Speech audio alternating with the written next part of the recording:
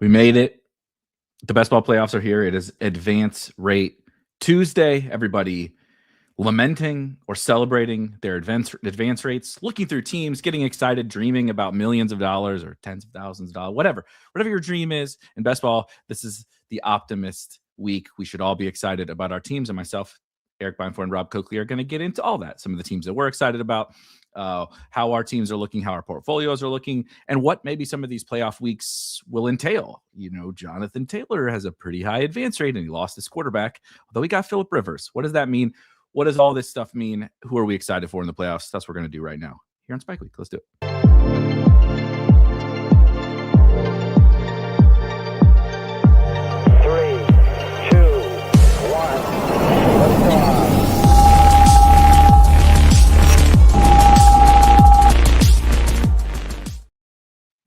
All right, Rob.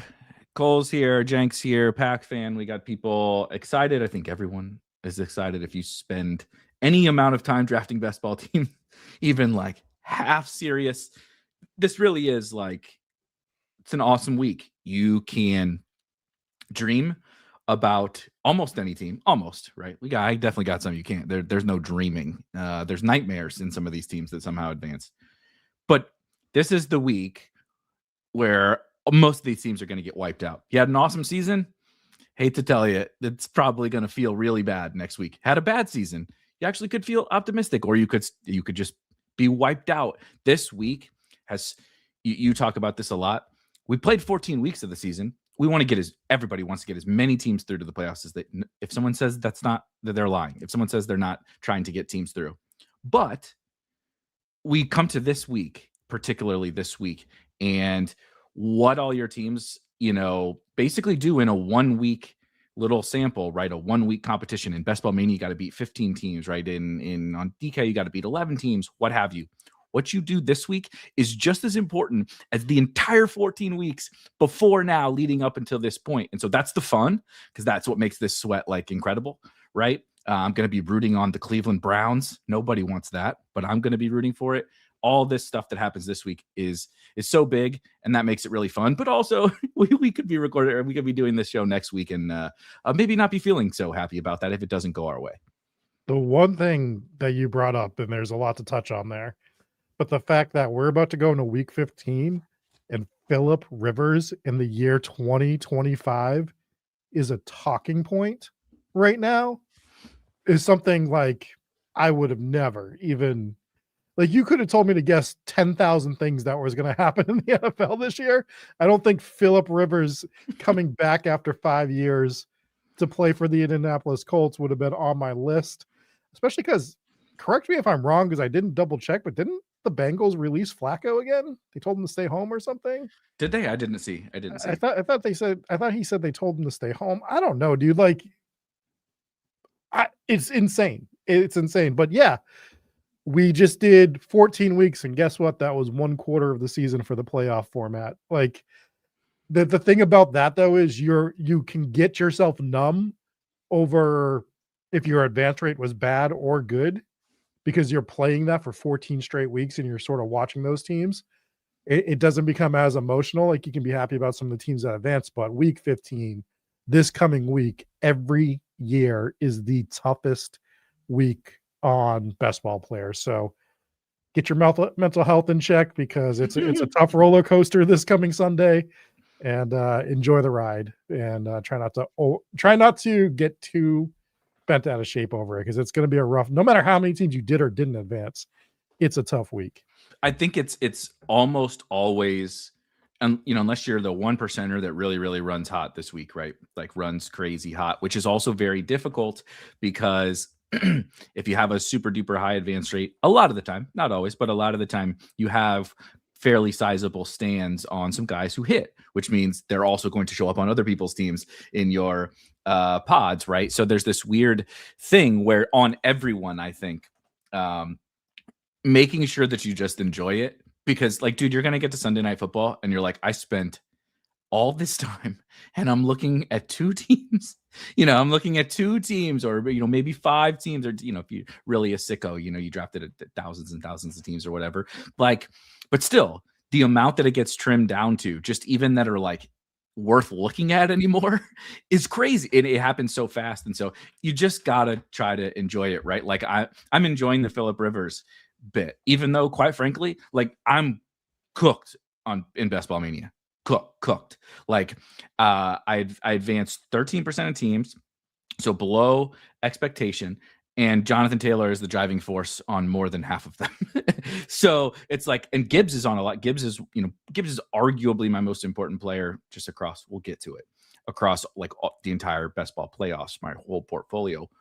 But then like he's frequently tied with JT, and it's like that team looks awesome. Oh, wait, and I'm not trying to, and maybe I'm reverse mushing Jonathan Taylor, but I also just think he's going to be super highly owned. I'm looking at my teams that don't have JT and being like, okay, if he has a dud, if this Phillip Rivers / Riley Leonard / Brett Rippon thing doesn't work, which it's spoiler, it's not going to, how can I win, right? How can I beat the 50%? He's going to be, he had a 50% advance rate, right? So I'm just like being, do as much as you can to enjoy, because it's gonna suck for a lot of it. But that's like that's what we do it for, is that one team, those two teams, those three teams, or whatever, that like, dude, if you get to week 16, I know this sounds crazy, like that's just so much fun, because you're like, I just need like two big games from two guys. I get to week 17 and now I get to enjoy the sweat. We just got to make it through this week. Yeah, and I'll give a little teaser because we're going to share our advancing teams in a little bit. But of my BBM teams, I have no Jonathan Taylor advancing teams, which tells you two things without me even saying it. So, but we'll get to it. It's my advancing BBM teams are pretty interesting.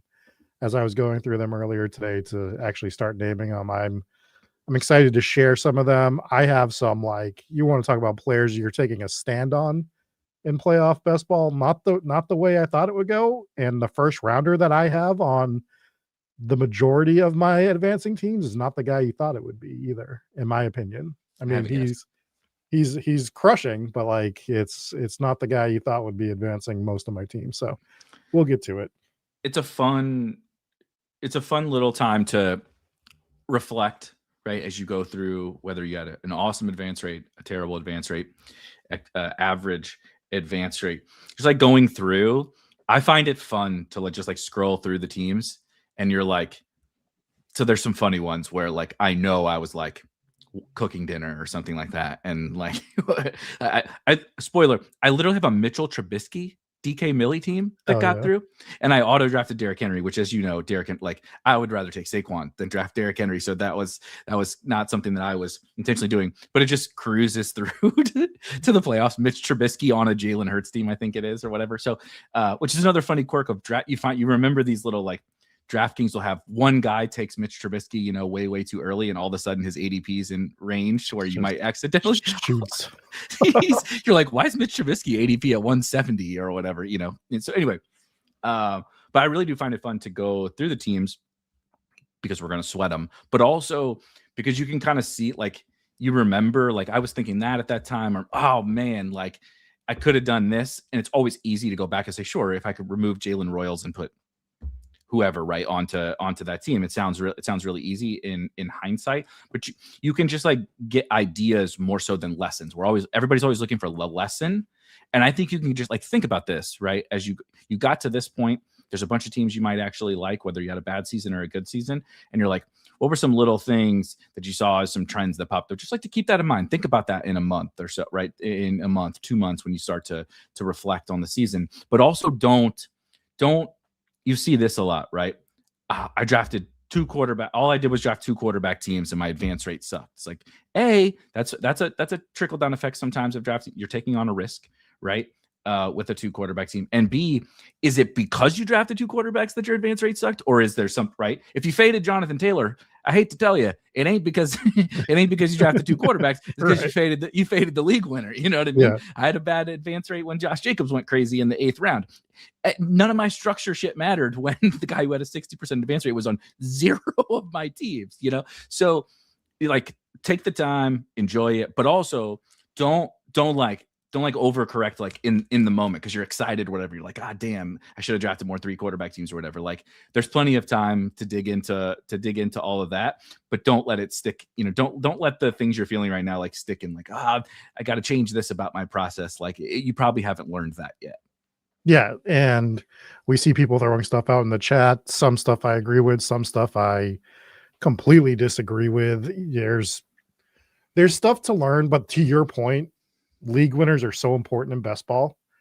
Every single year, just hitting on those guys, and that's why I like taking the stand approach, because if Jonathan Taylor was your stand this year, whatever happens with him in the playoffs, obviously we're scared for what happens with him. But if you were taking 40 to 50% Jonathan Taylor because you just thought he was a lock in the second round, you might not get great Taylor games coming up, but you have the best variations of those teams. Right. Because you were able to take stands, and you could build different Jonathan Taylor teams, especially if you were pulling him up to pair with Achane at the 1-2 turn rather than waiting till the mid-second, and you get these different versions of Jonathan Taylor teams than everybody else. JT you Puka, a fighting right? chance. You have Jonathan Taylor and Puka, you have Jonathan Taylor and Achane, you have whatever. Right. That's just I don't know. Right now feels why wouldn't I have any of those teams? But in the summer, you had to really think about making sure that you got a team like that. Right, exactly. So that's why I think because a lot of people are going to go to that thing too, where they're like, well, I don't like taking stands because I took player X who let's just say it was Brian Thomas that you were all about this year. You loved Brian Thomas. You went a 40, 50%. Yeah, you got smoked, right? But could have been Puka, right? And then your teams are great if you're moving Puka around the board that. I wish that's something I would have done a little bit more of, because he started off as a fade for me in the beginning, and then I got back on Puka, but I wasn't moving him up enough. Right. So that's something I could have done, and you could have had some great Puka teams as well. So I think that people not always, I guess that's being too on the nose, but when you do something that doesn't work, you overreact to it. Yeah. Rather than when you do something that does work. Because if you took the right stand for the last 3 years on a player, and then this year you decided you got the wrong dude, you took Brian Thomas at too high of a clip, your brain is going to focus on that more so than anything right that you did. And it's but you could have had so many variations of these different guys. You could have had these Jonathan Taylor teams. You could have done and we had this discussion earlier in this season as well, when we were talking about Bowers and Trey McBride. Right. And I was like, I don't know, dude. I like Trey McBride. I like Brock Bowers. I don't like one more than the other, but I know I'm going to have more Trey McBride just because it's easier to move him around a little bit more. And I can do more things with Trey McBride than I can with Brock Bowers. So it wasn't I like this player better than this player, but this player has more maneuverability for me. Right. So my ownership percentage is going to be higher. My variations are going to be higher of Trey McBride teams. I know what everyone else is trying to do with a Trey McBride team, which is to always start Jamar Chase, Trey McBride, that. So I want to do different variations of Trey McBride, for better or worse, but just to be different. And you could have done that with so many different players, and it'd be fine. At the end of the day, you always have to do it with the right player in order for anything to work at all. So that's what people are going to start harping on right now.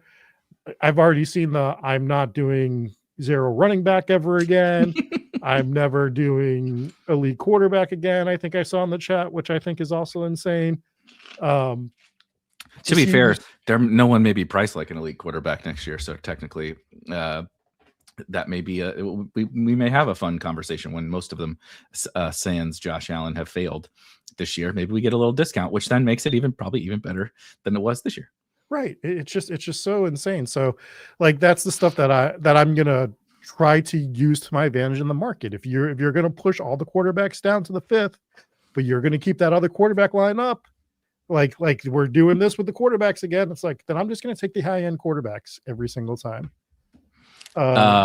So just to add, and then I want to hit there's a lot of good questions and comments and everything. Sure. In the chat. So just I kind of hit on this already, but extending upon what you're saying, is exactly this: that when you did something with your player exposures and it doesn't work, which is, guess what? There ain't a single person out there. Sans like Felix when he won the Millie, where he just literally just drafted all the good players at a 75% clip. You have misses. Everybody does, right? Corain, I just talked to Corain. We got a new Legendary Sickos coming out this week. He has a better advance rate than me across the board, and we're walking through, and he's like, "Yeah, I have 0 Javonte Williams. I have 0 of this guy, right?" And I drafted he's like, Bashal Tootin is one of my highest owned players. I drafted this guy. I drafted that guy. I'm not saying Tootin is bad. I'm just saying you don't look at Tootin like, Travis Etienne is actually like an absolute mega smash. So anyway, no matter how good, right? And Grain's one of the best in the world at this. He's won this, and Liam is, I think, talked about this. Like, he had a below average advance rate the year that he won. So we have to remember that in this moment, everything feels bigger and like you're it's because you care. You're trying to do the right thing. You're trying to learn lessons from all these kind of things. But just because your advance rate is awesome or bad or in the middle doesn't mean that every possible decision that you made is rolling up to that, right? Like the structure thing. Sometimes it might be structure. Like I did some crazy things last year, as an example, that you look back and you're like, yeah, that for sure hurt my advance rate. Like no doubt about that, right?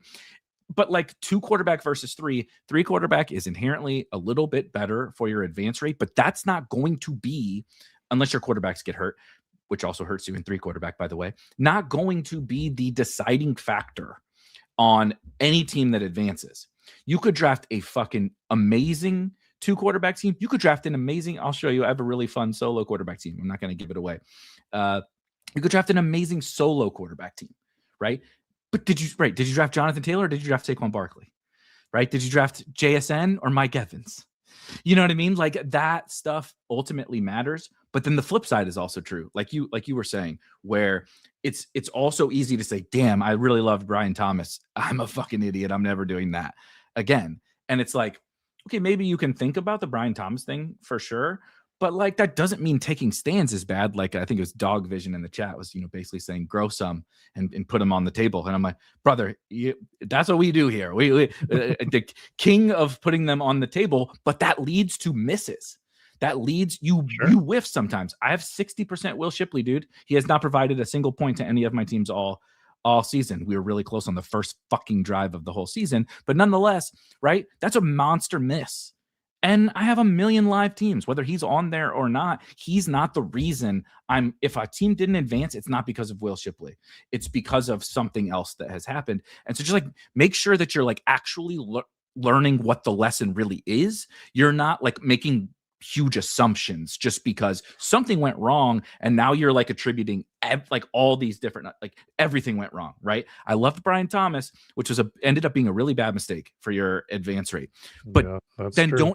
Don't push it down. Don't push it down to say like, well, it was also because I just took 2 quarterbacks, and it was also because I took 2 tight ends, and it was also because I drafted 0 running back. And it was also like which one of those things really was the thing that you need to learn the lesson from? And we don't have to learn that right now, but that's my big. You see a lot of I'm never doing this thing again, and it's like you don't even know if that's the reason why you don't even know if that's the reason why you're losing. And with the elite quarterback thing, you don't know that elite quarterback isn't going to work. If Josh Allen goes for 40 in one of these weeks of the playoffs, that's the whole fucking point of having Josh Allen on your team. So did it work?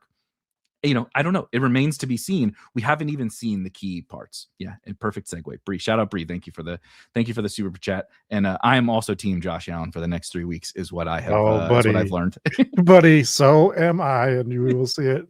And just to pat ourselves on the back, Spike Week in high dollar contest, we're 2 for 2 in advancing solo quarterback teams Incredible. throughout the years, which is funny. Elite quarterback and solo quarterback, 2 things that if somebody in the chat was like, I'm never fucking doing that ever, we're like, well, we did them both and it worked. I think this is an important point to hit on too, Versaire brings up, because we've talked about this before too. And he says these next 3 weeks could also very likely change our entire perception on the entire season as far as drafting is concerned. Last year, no one really cared about JT until the playoffs. And my counter to that is I don't think people take the playoffs, and I've hit on this a few times. They don't take it seriously enough because Saquon was still the talking point last year. This was like my biggest point I was trying to hit on all off season, where everyone still was talking about Saquon was like the best pick, the best pick, the best pick. And in cumulative formats, absolutely, for sure, was the best pick. He was not a good pick in playoff formats in terms of trying to win. He had a great advance rate. We might see it happen with Jonathan Taylor this year too. Yeah, just completely it's gonna switching. Be hilarious. He hits the Bills in week 17. Yeah. JT's got Phillip fucking Rivers as his quarterback. Yeah. So it's like, the lessons we learn, what we learn is that the lessons the field learns is based on weeks 1 to 14 every year. They never take into account that we are playing a 4-quarter game and everyone focuses on the first quarter. Guess what matters? The final score, right? You could win. You could be up 21-0 in the first quarter. If you lose 28-21, you still lost the damn game. So like, you got to figure out where you're scoring points in those other 3 quarters. And everyone focuses on generally how to get your advance rate up rather than how to win tournaments. It's a lot harder of a question. It's easier to focus on what the advance rate stuff was. It's harder to learn how to win a tournament. And that's what I try to learn every single week, every single year. Exactly what I was going to add. And and we're not going to be perfect about it because it's where you're solving for an impossible equation, right? It's a truly impossible thing to solve for. Like, how do I got to be good enough in those first 14 weeks, but then I got to like have 3 straight huge weeks. Months from now, it's Christmas, right? Some places are snowing, it's like, it's an impossible thing to solve for. However, it's easier and it makes logical sense, right? The person says, well, I just want to get as many teams through and see what happens. Honestly, I get it. That makes total perfect sense. And it's not inherently wrong, but it is also ignoring the fact that there are things that we can do. Again, I don't want to spoil the whole episode, but Crane and I talked a lot about this, like with late round wide receivers, where like it's a lot, like there's guys. It's like Luther Burden is my favorite example. Like he's one of the guys I'm looking like, show me my Luther Burden teams. He may do nothing. He may score like 6 fantasy points a game in the playoffs and not work, but he's the perfect guy where like, if you're drafting for advancing, you want 0 Luther Burden, absolutely 0. But if you're flipping over the cards now and you're like, what are some of these mid to late round players I would really like that are kind of ascending, and not even just ascending from a fantasy point perspective, right? But like have the opportunity now to put up some big games at cheap prices and probably low ownership. That's Luther Burden, right? That's rookie year Amon-Ra St. Brown. That's that year was also right. Rashad Penny. I'm trying to think of some of these other, but even the year that Cedric Tillman went ham, like he wasn't a rookie, but he was a later round. Yet now things had to shake out his way, kind of like they're shaking out for Michael Wilson. But like you just want kind of this concept of a player that is better, that is more likely to be better at this time of the season, and also then has like the big week upside. And it's easy to miss that when you flip over your advance rate and it's great and you didn't draft any of that guy, but then you're stumped as to why you didn't win the year Amon-Ra St. Brown went crazy, right? And it's like, well, you avoided that guy because he's not a good advance rate pick, right? He wasn't, but he was a tournament winner that you had. I mean, trust me, Pete and I got 8th. We didn't fucking have him. Everybody else in the top like 20 had him. So like I was well aware of what it was like to not have Amon-Ra. But that's the thing, is like, we want to find Amon-Ra, right? Rookie year Amon-Ra, but we also want to get Amon-Ra teams to the playoffs. Like our whole goal is to this fine line of like, yes, I want to get as many teams through, but I also want to have those kind of guys. And it's not always rookies, right? It could be veteran running backs for all we fucking, like Tyler Algier could end up being one of those guys. But you don't get lost in the sauce, basically, is in either direction. Your advance rate is shit, and now next year you're going to optimize for advance rate, or your advance rate's awesome and you don't care about the Amon-Ra types, right? That's the best players do both. And honestly, I struggle sometimes with the advance rate part of it. It's a weakness in my game. I'm a little bit too shoot the moon type of a drafter. I don't think that that's inherently a flaw, but I think I can be much better about how I structure teams from some of those player type stuff. But I don't want to lose that either. You know what I mean? It's kind of like the the Jackson Dart excuses for why he won't fucking slide. I'm the Jackson Dart of best ball drafters, where I'm like, I'm not gonna stop taking Jalen Royals and Torrey Horton and whatever. But we can have our cake and eat it too. That's the goal. The goal is not weeks 1 through 14, and the goal also isn't just to find a late season upside player. It's the whole journey, right? And I think everyone can do better at that, and we really just argue about silliness most of the time. I thought the Jackson Dart thing you were going to say is that you're just drafting with a concussion 65% of the season. Well, that might be true. Ask my wife. Not because she beats me or anything, but because she would know that I'm probably. I think you just start to lose brain cells when you draft this many best ball teams over this many years. You look. It's so funny because like I was listening to an interview with Daniel Bryan today, and he's talking about like his phone, and he's like, my goal is to never look at my phone for more than an hour a day. I'm like, I could tell this dude doesn't play best ball because because let me tell you something, Daniel Bryan. I look at my phone way too much during drafting season, to the point that in the off season, I do try to limit as much screen. It's impossible with all the stuff that I do, but right. I do try to step back a little bit and be like, I know I'm going to look at this stupid screen for hours upon hours. Let me try to get away from it. But yeah, it's you look at that draft screen a little too much. It's crazy. It's so fun. Like it's so the most first world problem shit you've ever heard in your entire life. But when the season gets here, I feel like fucking exhausted. Yeah. Like I feel exhausted. Like I said, this is the most first world problem stuff you've ever heard in your entire life. But I've gotten into the slow draft thing, and it gives and takes, because I don't have to like, fuck, I got to do 5 or 10 fast, right? I got to sit down and do some fast drafts, and I do them, right? I do those too. But I'm just saying, like, doing like the slow draft thing while also doing the fast drafting thing, also like trying to like study at this stuff and get better and follow the news and all that. It's like, it really is like when it's totally a hobby, but it feels like it's on your mind at all times, right? Like at all times. So the last thing I need is my phone. Like I deleted all the social media apps from my phone because it already does consume me. It will really fucking consume me, because it's like, wake up in the morning, make a cup of coffee, make 1,000 slow draft picks. Okay, lunchtime, break time, right? Let's go get something to eat. Make 1,000 slow draft picks, right? And then before you go to bed, don't you dare go out and have too much to drink on a Saturday night, because guess what you got to do before you fucking go to bed on Saturday? Draft a bunch of slow draft picks. So it's like, it's all consuming. And so but that's also like what's rewarding about this. Like this week specifically, I think it's really, really fun to go look at teams, and some of them they'll probably lose this week, but when they came together and you're like, see, like kind of the what I was planning on there, it worked. I happened to get a nice little combination of players, and I can root for that team and be excited about it, whether it works or not. Like it is really rewarding, like this week specifically. And then of course, if you get a team to week 17, is super duper rewarding. So, and that's ultimately the goal. Get there with one, see what happens. And the funniest part of that is it's never the teams you expect. You could try every time you pick out a team, like, ooh, I'm going to track this team this weekend. It's this other team that just, you're like, how is this the team? Like, who is even scoring points on this team to make this team get through?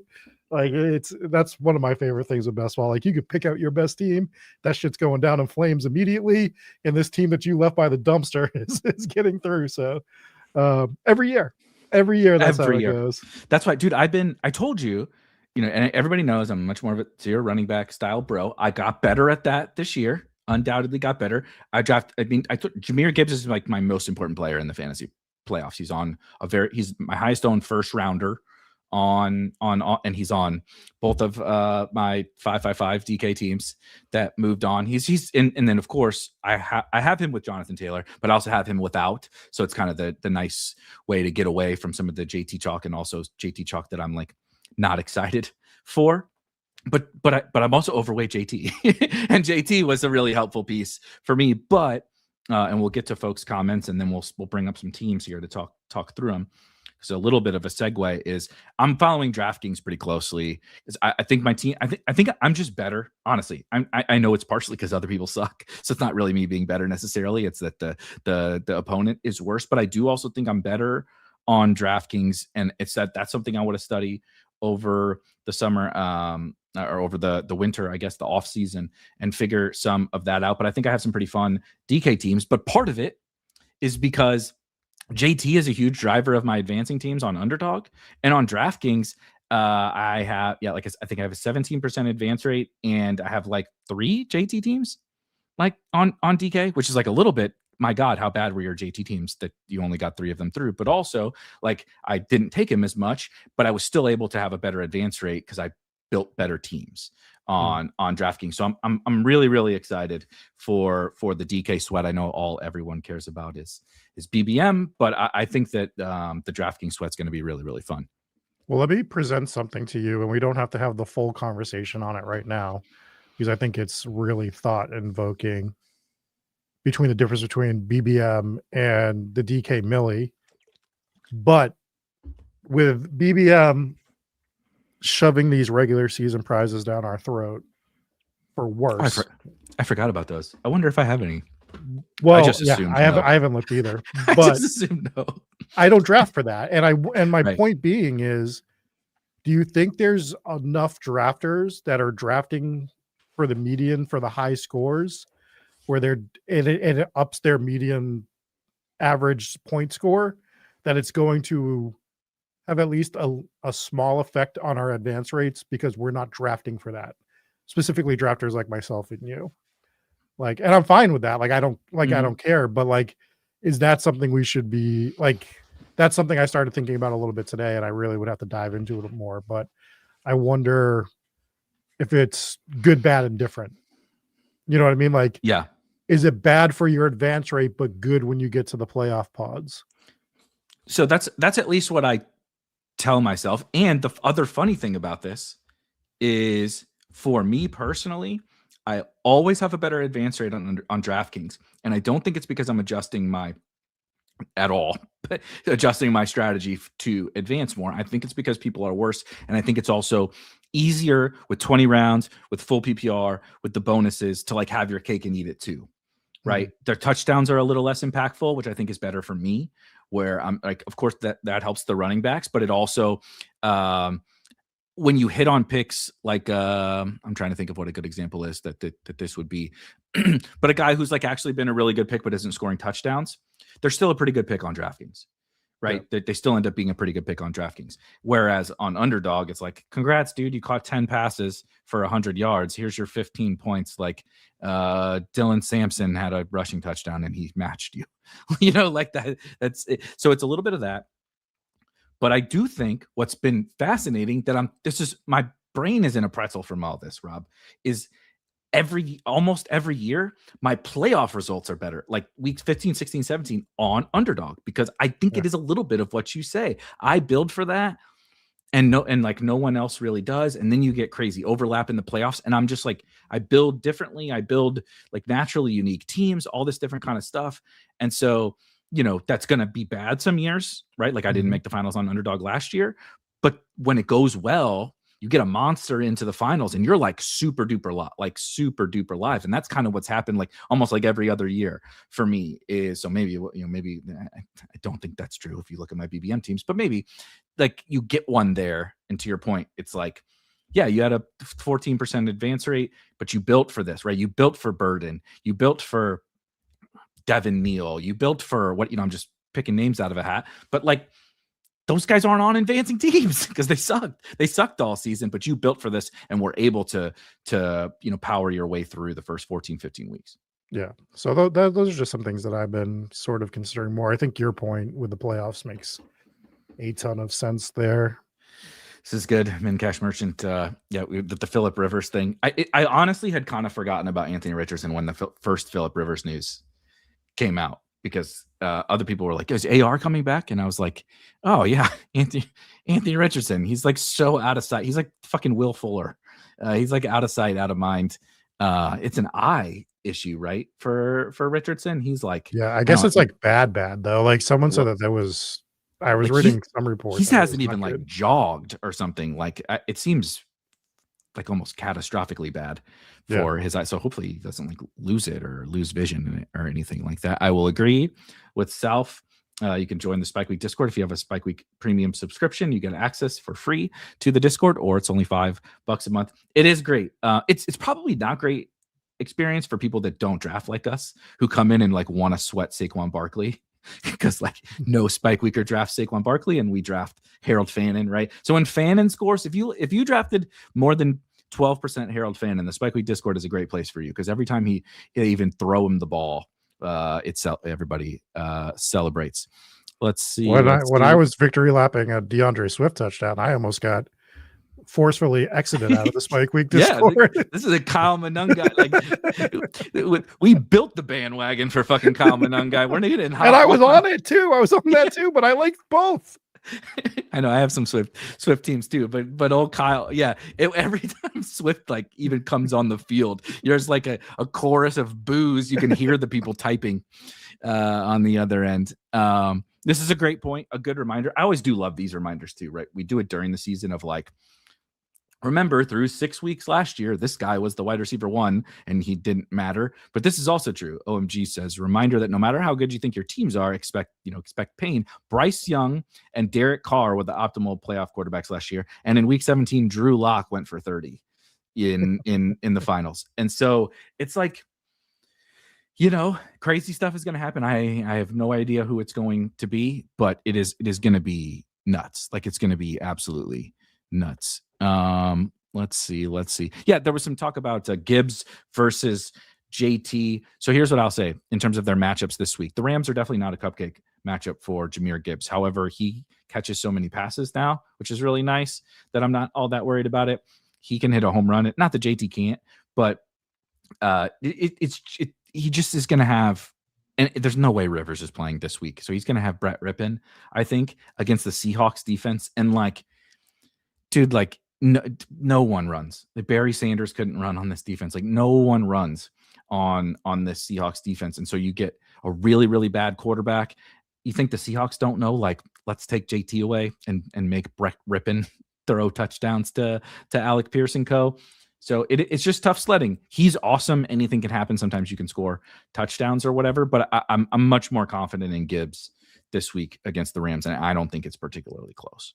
I mean, Gibbs is just Taylor is Taylor, but Gibbs is, I don't care what game Gibbs is in, just the way that he plays, he could break that long one, doing, whether it's through a screen pass, whether he's actually split out wide, whether he's taking a toss. Like he's running speed outs. They're putting him and Demon on the field together, and he's running speed outs like a fucking like he's Jerry Rice. Like it's dude, and that's the one he's put on the brakes, and what's his name went flying by and face planted. That's what he was.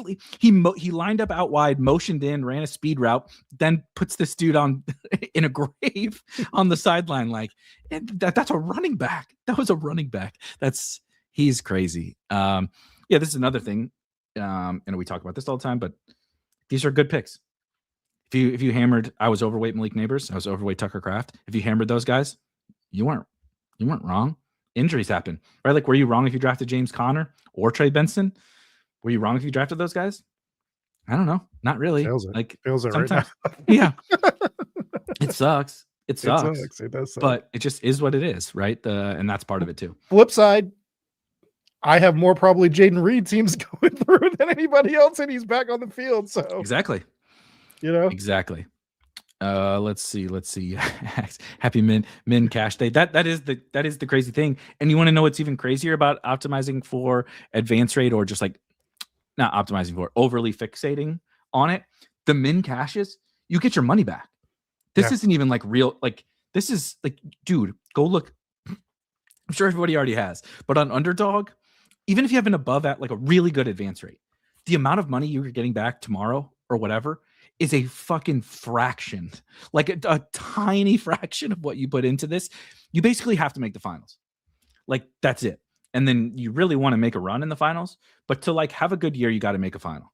So like, I know we want to get as many teams through, but you don't make any money still this week. It's nice to get a little bit back, but you don't make anything in this week 15. Yeah, I was looking at my numbers and I was just like, ugh. Especially because I didn't do as much on Underdog this year as I've done in the past. Yeah, it's depressing as shit. You got thousands of dollars, and they're like, "Here's $600 back on your $5,000 investment." Go get 5 Grinch meals from McDonald's. Yeah, exactly. Yeah, they're gonna just start handing out coupons in week 15 in a couple of years. One of those books, the old books that used to have like, this is worth $40,000 of savings or whatever. Actual value 0.001 cent. Yeah, it costs you what a deal. This is $19.95. That's what you're gonna get back for your advancing BBM teams. Some fucking Kmart coupons or whatever. All right. Let's see. You guys are blowing up the chat. I apologize. I'll try to hit as many of these as I can, but we do want to share a couple of teams and stuff. I will say the Michael Wilson thing is crazy. He went from a total non-factor to one of the highest advance rate players in best ball in 3 weeks. We'll see if Marv is back. Much tougher spot. If Michael Wilson does it against the Tech, here's what I'll say. I still haven't fully taken the L. I've taken a sizable L, but I don't really yet totally believe in Michael Wilson. If he does it against the Texans, yep, okay. I was not familiar with your game, Michael, but this is very real. He's kind of doing it. He's playing well, but this is a little Hack called it, and I agree, like Travis Fulghamy, where it's like the whole house burnt down around him. He's the best guy left, and he's good enough when he's the best guy left to do some stuff, and they throw 50 times, right? But it's like, you remember the Cedric Tillman stuff, remember the Travis Fulgham stuff. I'm not saying Michael Wilson is that, but I'm not getting out over my skis yet either on how good Michael Wilson is, but we'll see. I know you're behind on the chat, but I just have to pull this one up because I think this is one of the funniest comments I've ever seen, where OMG Fantasy says, underdog, here's 20% of your money back. DK, you're winning $1 billion. You're rich. Baby. DK, like, you're advancing 12% of teams, but you're winning $40,000. It is like I'm advancing above on DraftKings, but like NBA is only left right in the tab or whatever now. And I had no idea. I haven't checked my DK NBA teams since the season started. And I go in, I'm like, oh, this looks fine.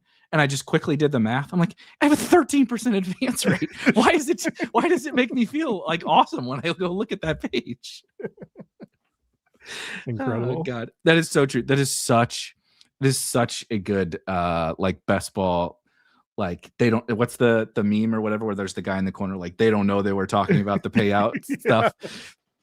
That is so best ball for sure. All right. So do you want me to share this 555 team? I know we have brought it up before, but that's okay. We can talk about it a little bit again here. This is you're going to start with our solo Josh Allen team, because I will also say that these are my favorite.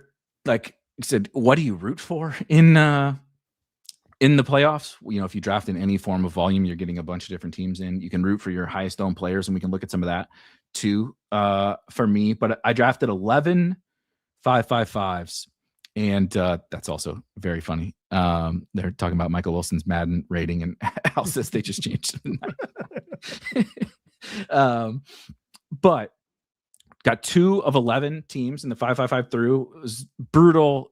Needed a good Jaden Daniels game and a good Jalen Hurts game, and got fucking neither to get one or two other teams in the 555 through. But these are fun. The craziness, Rob, they're so similar, which is like, I guess not that crazy. But the first one, as you mentioned, this is the one, if you guys subscribe to the YouTube channel, if you don't, click that button, of course, where we did a series of videos with you, me, and Bernie, where we all drafted this team together, and took a little bit of a different start than we usually would. But it's always fun that it's out there in the public eye of what our process was, right? There's no lying from our perspective, but if you want to go see what we were thinking in that moment, you can go find it here on YouTube. And so it's Josh Allen, and it's a solo Josh Allen team. Excuse me, we did not draft another quarterback, and in a moment you'll see kind of why that is. We took Jahmyr Gibbs in the first round, 5th overall, and then I know I'm scrolling to the bottom, but we took Trey McBride as well in the second round. So when we came back and took Josh Allen in the third, Spoiler, that's not very many wide receivers. And so we needed to load up a little bit because it also doesn't make you like super duper strong at running back, right? You have Gibbs, but you still need some depth at running back. And so we kind of did some fun stuff here. We came back and hammered wide receiver. We started with T-Mac, Rashee Rice, Chris Olave, Josh Downs, Keon Coleman. There is the aforementioned Luther Burden on here. So some like really fun hits that I'm excited about. T-Mac is awesome to have. Rashee, Chris Olave, and Burden, I think, is a really nice foundation. You know, Josh Downs is probably cooked with the quarterback situation, but at least he's playing football.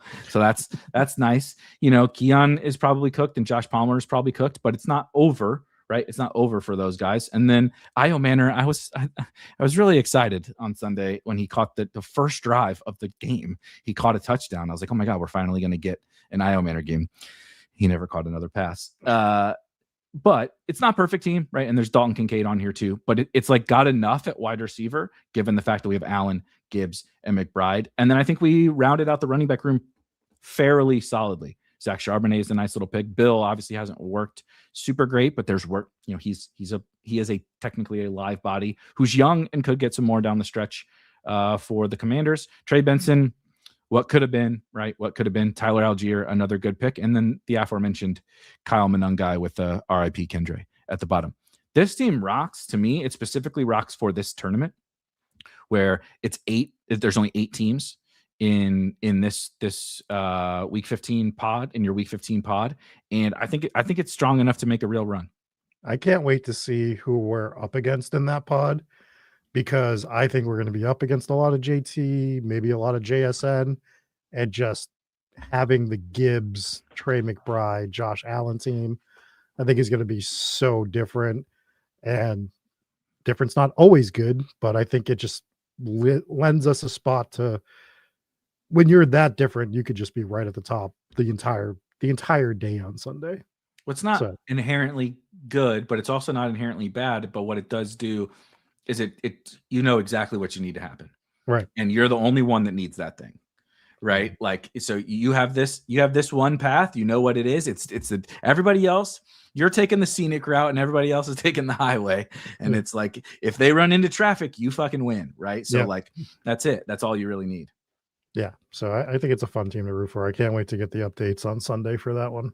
We will be having fun celebrating Josh Allen. The Patriots Bills should be pretty fun there. The biggest sweat, truthfully, is that McBride gets that Texans defense. So I have a lot of Trey McBride across advancing teams, and that's going to be a real sweat if he can eke his way into another good game in a really, really tough spot. That would be monstrous. But you'll see partially why that's also monstrous is my other 555 team. I had the same start, except I did Lamar Jackson instead of Josh Allen. We said, we tried the Gibbs, McBride, Allen thing. Let's do Lamar this time. Spoiler, should have just fucking done Josh Allen again. But added in Cam Ward and hilariously needed it. So the solo quarterback thing worked out awesome for Josh Allen. This is a little bit better lucky than good. I mean, it's not lucky to have drafted Cam Ward, but I used 82 of his points and I advanced by 6. So I was cooked, right? I was pretty cooked. Who knows, what wide receiver or running back or something that could have been added onto here. I think it's pretty unlikely that they add 80 points to the team. But again, Jahmyr Gibbs, and then, a very typical Eric Spike Week hero running back type build where we got Dylan Sampson, Ollie Gordon, Tyjae Spears, Taj Brooks, Kyle Monangai to close out the running back room. So a little bit weaker than the other one, but I do like having Sampson, Jerome Ford put on IR today, so that should help Samson just a little bit from a pass catching perspective. Ali just got dunked on by Jalen Wright, apparently, and I think Achan's going to be fine. But still, there's worse things. Like Ollie Gordon can score a touchdown, right? There's worse things. Same thing for Tyjae. Taj is pretty cooked, but the Bengals kind of suck. We'll see. And then it does have Kyle. Also very similar because you see T-Mac on here, you see Olave on here, and you see Burden on here. No Rashee, but Zay versus Rashee is reasonably close. Rashee is a better fantasy asset than Zay, but it could be worse. Matthew Golden versus Josh Downs is another fucking Spider-Man meme, basically. 2 useless 8th round picks. But Jawan and Shaheed are like kind of interesting, and I hilariously needed the Shaheed return touchdown to make it this week. I got bailed out. by that. And then this is, of course, to save the best for last. Trey McBride, Harold Fannin is awesome, but this is my Darren Waller auto pick on stream to embarrass myself. But we made it. We made it to the finals. It was the plan all along that Darren Waller was going to help. And honestly, he's live to do some stuff in the fantasy playoffs, which I also can't believe. But a fun team, different from the other one, but also very similar. Yeah, that is definitely a fun one. Darren Waller's funny. Darren Waller getting you through a playoff week is right. Like this week when Trey McBride faces the Texans and Darren Waller like scores 2 touchdowns or something would be absolutely hilarious. Yeah. Do you want me to show my advancing BBM teams? Yeah. Let's do that. And you want to talk about seeing something very similar. If you just look real quick, you see Josh Allen. But That's amazing. We'll go through all these teams individually real quick. I'll zoom in a little bit. The first team is a Josh Allen, Cam Ward team, much like you. It's Kyron, J.K. Dobbins, R.I.P., Ray Davis, Javonte Williams, Woody Marks, Kyle Monangai. That's a good running back room for to have lost Dobbins. Yeah. Jamar Chase, Rashee Rice, Devonta Smith, Jawan Jennings, Jaden Reed, QJ, Torrey Horton, Io Manor, and then Tyler Warren and Dalton Kincaid. See, you might have sacrificed Tyler Warren to the fantasy gods for the JT teams, and like Michael Pittman's also has a really high advance rate. Alec Pierce is like on teams that are advancing. You might have sacrificed Tyler Warren, but also he might play some quarterback, and you might this might work out. This might work out well for you. Obviously, you still have Kincaid on there too, but that team rocks. I love that team, so I'm expecting that to fully go up in flames this week. Right? Blake Corum's going to score 2 more touchdowns, just to trigger you. Yeah, for sure. Next one is Allen and Mahomes with Kenneth Walker, Ramondre, Tyler Algier, Garendo, Austin Eckler, Braylon Allen, oh my Rico God. Dowdle, the infirmary down there at the bottom of the running back. Yeah, another Jamar Chase team. So you're going to see Jamar Chase and Josh Allen quite a bit, but it has Pickens as well, Reed, Diggs, Keon Coleman, Jalen Royals, who we talked about, Troy Franklin, Trey McBride, Dalton Kincaid. So it's another good team. It's a little weaker, but get a little Ken Walker. He's playing more. The fantasy results haven't been awesome, but he's getting more run. He's getting a lot of positive coach speak. Need Dowdle to kind of hold off Chuba a little bit more than he has been doing. But other than that, Algier's always live for a good game. So it's alive. We have a Allen and Tua team with Gibbs, Charbonnet, so the other side of that Seattle backfield. R.I.P. to Braylon Allen, Trey Benson, Will Shipley, DJ Giddens. That's so funny. That looks all of my BBM teams, by the way. It'd be like, Jahmyr Gibbs and like a half walking corpse and then a bunch of dead bodies. Yeah, so we are really looking for Gibbs and Charbonnet to do something for 3 straight weeks. You're rooting for can Shipley just catch a pass so I score points at RB2? It's like, please God, that's how I felt on so many teams. I'm like, God damn, I need Will Shipley to count for my running back team. And it had AJ Brown, George Pickens, Waddle, Olave, Coleman, Torrey Horton, Malik Washington, Mark Andrews, Dalton Kincaid, Harold Fannin. So not much expectations for that particular team. We got 2 more here. The next one is shockingly not a Josh Allen team. Braylon is out for the year, for what it's worth. Sal was just asking about they confirmed it last week or fairly recently. No one gives a shit. It's the Jets, and so no one cares. But they confirmed it. He's not coming back. Yeah, he's not coming back. So we have 2 more. This one does not have Josh Allen. It's a Mahomes Herbert team. Ashton Jeanty, which is interesting. I haven't looked at his advance rate, but that's microscopic. That's incredible. You have 5 teams and one of them has you're one of 12 people with Jeanty, and you only have that's insane. So it's Mahomes, Herbert, Jeanty, Kyron Williams, Jalen Warren, Javonte Williams, Trey Benson, unfortunately, Will Shipley. It's also a Nico Collins team. So it's a Jeanty Collins team. How the hell? Okay, hold on. How does this happen? I mean, there's a lot of good picks on here, but still. I mean, but it's not great. It's Javonte and Warren is fine. Kyron, yeah, it's Yeah, fine. Kyron's good. But yeah, there's like nothing on here where you're like Waddle's fine, Zay is fine. QJ was really good early in the season, right? Yeah, Like Fannin just had a big game and he's had a couple okay games. Jatavian Sanders is nothing. Travis Kelce was good. So this is another thing that is crazy about best ball is sometimes you look at the team and like you said, you're how the fuck did this even happen? And it's all just because not because they scored a lot of points, their games just happened to layer together. You know what I mean? Like yeah, Kelce had some big games early, and then now Fannin stepped up, right? And Fannin, so you ended up having really good tight end scores all year, even though they're both like fine, right? yeah. Same thing with running back. It was like Kyron's doing a bunch of stuff, and then Javonte, and then Warren pops in at just the right time, right? When Kyron has the bad game, you're like, oh, Warren has the good game. Genty has his one good game, at the right time or whatever. Like it's crazy how that stuff happens. This is that team that you look at and you're like, this team's Disgusting. not advancing. And now it's gonna be my best. It's gonna be my one remaining BBM team after this week. Dude, seriously though, Genty, now, no offense, I don't know how Genty's going to score any points in the next 2 weeks. However, if you can get Genty to the final, he plays the Giants. The only run defense worse than the Bengals is the Giants. So he would be like just a straight dream to somehow get through there. How likely is that? It's obviously unlikely to get there at all, but it seems pretty good. And like you said, you're going to be the only guy in your pod with Nico Genty. I promise you that. Yeah, that's for sure. And then I think we got one more here. And shockingly, it's a Josh Allen, Justin Herbert team. So I have like 3 quarterbacks. Really, it's Allen, Mahomes, and Herbert. But this team's kind of fun. So it's Allen, Herbert, Travion, DeAndre Swift, Jalen Warren, Dylan Sampson, Nick Chubb, who I didn't look at his injury report. Like I know he left the game Sunday night. I'm not sure. It didn't seem great.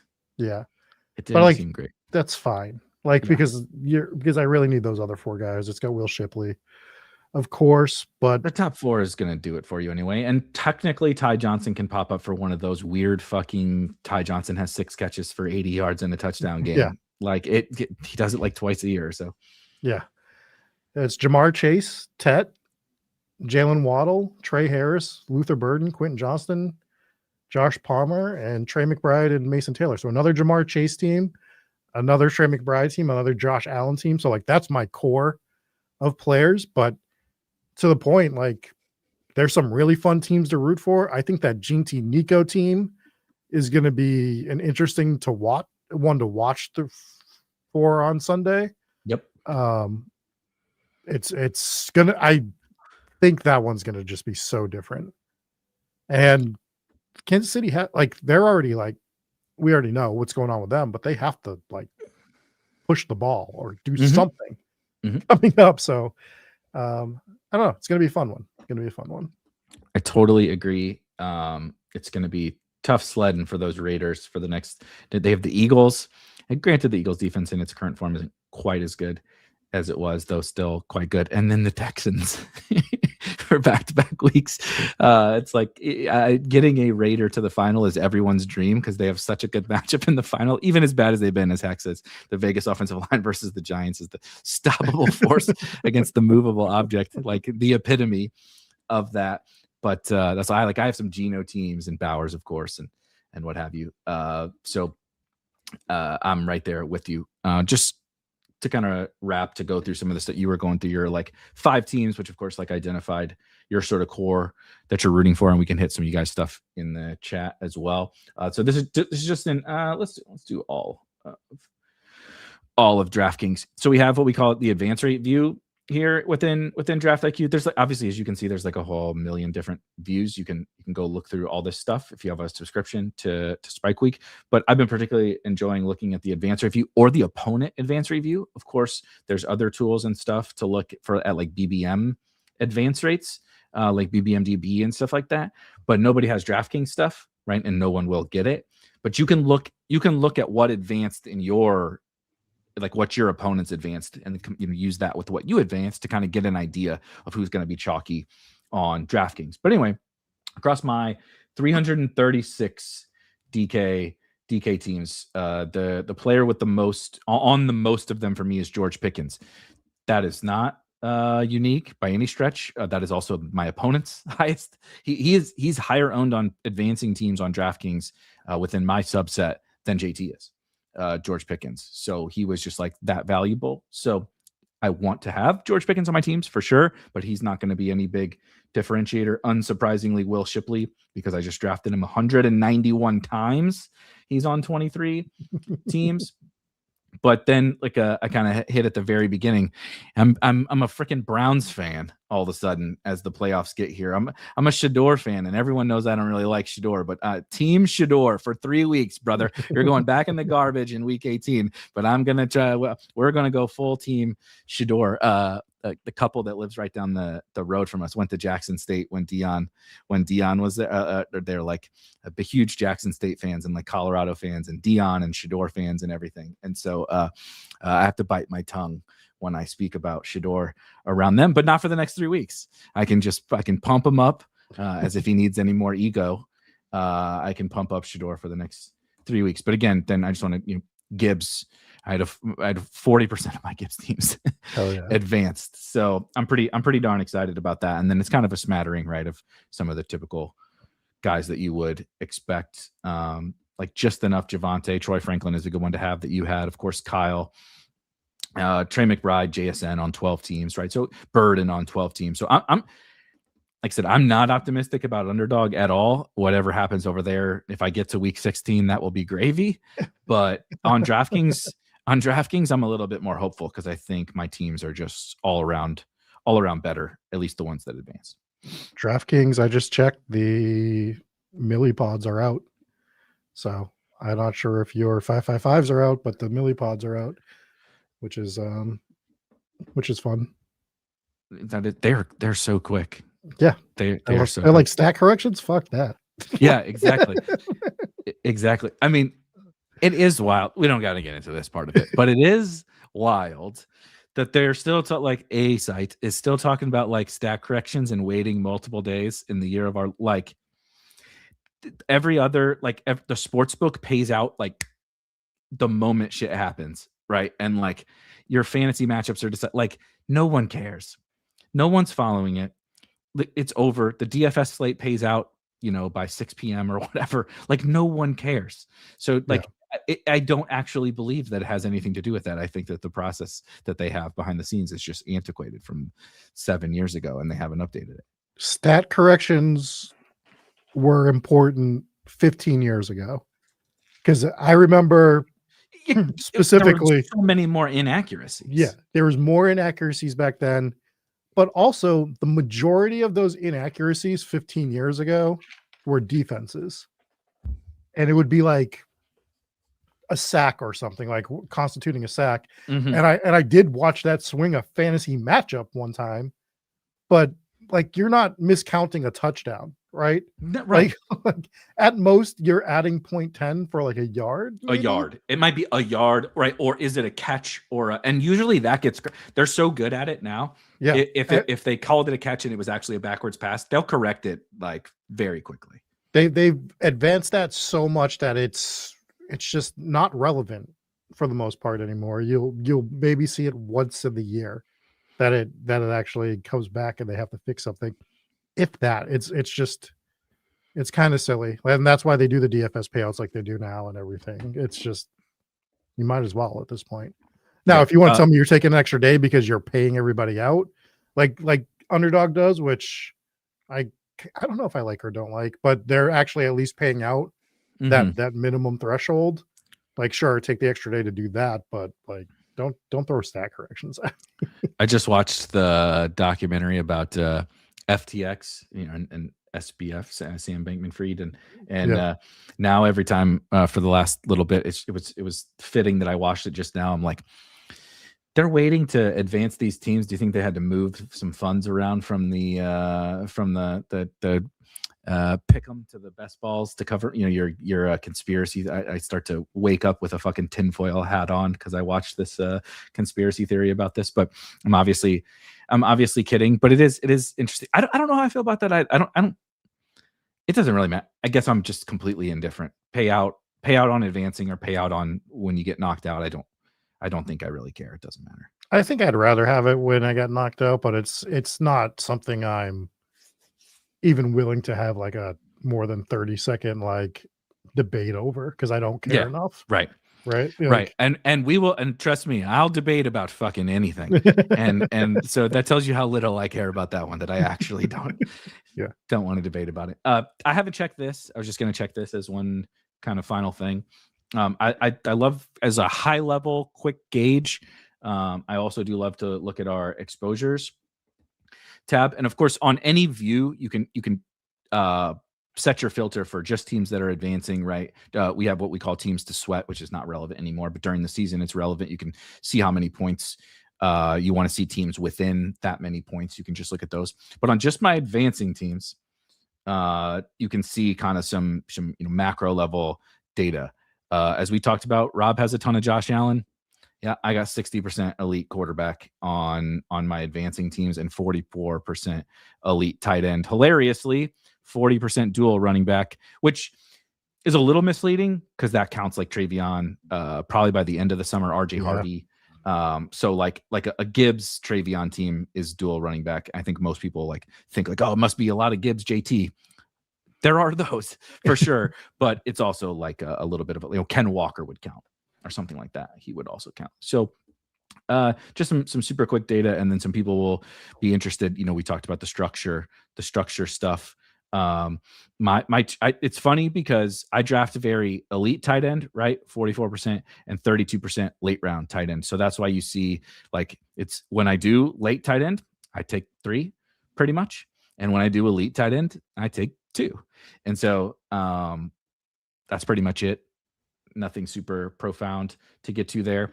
Just the last thing. A lot of Eagles for me, which has been fucking miserable to watch that offense. A lot of Cowboys and a lot of Browns. So it's going to be I'm subjecting myself to watching the Eagles and the Browns this weekend, which is not going to be very fun. Oh, I have one team I have to share that I forgot. The Eagles stuff is, God, dude, as someone that actively roots for the Eagles, it's not been fun.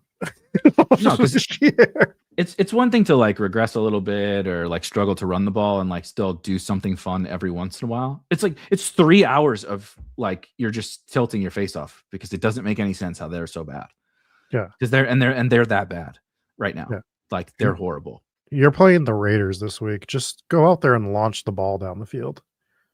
Just throw it as far as you can. We gotta get this thing right. It's so bad. It's so bad. So anyway, in the Millie, this is the one final team I wanted to share. We talked about solo quarterback. I don't even generally recommend doing solo quarterback with your quarterback at pick 125, but we did it and it worked. I won by 160 points. So suck it to all the how are you going to advance with that fucking week 14 bye for Drake May. I think it worked out just easily, fine. I guess. Yeah, pretty easily. Just win by 200, dum-dums. Anyway, unsurprisingly, a Jahmyr Gibbs team, but Hampton, I thought that was kind of fun, even though the offensive line's terrible and Vidal's going to get plenty of work. Pacheco womp, but technically Pacheco can score points right. Realistically, no, but technically, yes. Zach Charbonnet, Bill, and Chris Rodriguez. So that's kind of fun. Damian Pierce is half a running back. Yeah, exactly. Between the two of them, I might have a last round pick on the team. Ollie Gordon, another one getting cucked by Jalen Wright, but nonetheless, I got the Chiefs backfield RB3 and RB4 on lockdown here.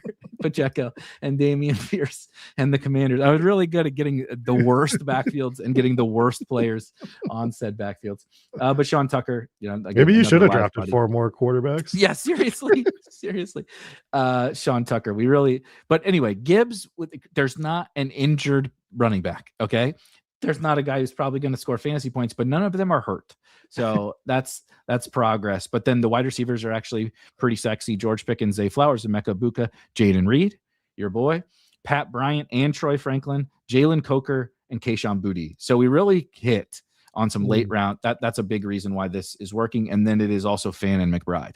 Yeah. So it's if you can find a running back too, right? Obviously, Drake May's got to do stuff. And if any of these slapdick running backs can do anything over the course of the next 3 weeks, the team's got some pretty, some fun outcomes to it. And I mean, technically Hampton's on the team, right? So Hampton should hopefully do some stuff. But there's just so many ways to build a good best ball team. And like, that's kind of a good place to probably leave it, is going back to our early conversation about learning lessons and looking at all these teams and all that. Like, you can have a solo Josh Allen team. You can have a 3 quarterback Josh Allen team. You can have, right, a solo Drake May team. You can have a 3 running back team. You can have a 9 running back team. You can, like, there's so many different ways to build good teams. It mostly just comes down to, did you get the right guys? But how do you blend it together to where find enough juice to get through, but have enough juice to win you one of these tournaments? Like, that's the goal, and we'll never crack. There's no code to be cracked, but we're trying to build better teams every single year. And I'm pretty excited. For week 15. Week 15 looks fun too, for the most part. And then we end Monday night with Dolphins Steelers. The old, nothing like a Tua Aaron Rodgers duel. Only thing I would be more excited to see is Phillip Rivers against the fucking Seahawks defense. That's the only thing I'm more excited for. And we got 5 4:00 games, but that 1:00 window on Sunday, dude, like, we're going to have a lot of fun with our best ball teams at 1. That's Ravens, Bengals, Eagles, Raiders, whatever you think of that.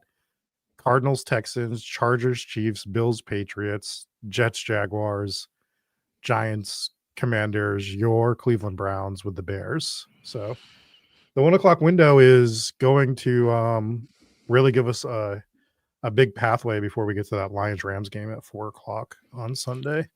And yes, we can move, if Rob is available, I am available. We can move next week's show to Monday. I just thought it made a little more sense to let everything finalize. And I had huge Eagles bags. And so last night was going to either really, really help me or really, really hurt me. And unsurprisingly with the Eagles, it really, really hurt me. But next week we can go before the Monday Night Football game, because I didn't draft very many Steelers, and I don't have that many Dolphins either. So other than Darren Waller, I won't be rooting too hard for that game. Well, I think he was asking for during the game. We'll talk about it. But I have enough Jalen Warren that maybe we have a sweat or two. We'll see if we have a sweat. Let's do that. We'll find out. Sunday goes. Yes, I second that. So that's what we'll do. We'll do something next Monday, whether it's game time or right before. We will let you know on Sunday or on Monday morning. We will let you know. Be on the lookout. I actually think I might change the schedule around. But anyway, for the next 3 days, Wednesday, Thursday, Friday, it will either be a live show with me, or the new episode of Legendary Sickos is coming out this week as well. I'm trying to decide exactly. I did put it in the Discord that it would be tomorrow. I'm trying to decide if I'm going to flip some things around just from a scheduling perspective. But anyway, subscribe to the channel. Come join me the rest of this week. Give us a like. Give us a subscribe. All that different fun stuff. It's here. Hopefully, week 15 goes extremely well for all you guys. We've enjoyed the season a ton. We're very, very far from it being over, but we are to the crunch time, the key part of the season. And we wish you guys good luck this weekend. Come hang out with us in the Discord during the games, because it's going to be crazy. It's going to be a week. Also, go check my Twitter and check my pinned tweet, and you might see somebody talking about best ball for a second that you never thought would talk about best ball in their entire life. I won't spoil it, but go do that, and we'll see you guys next week. Peace.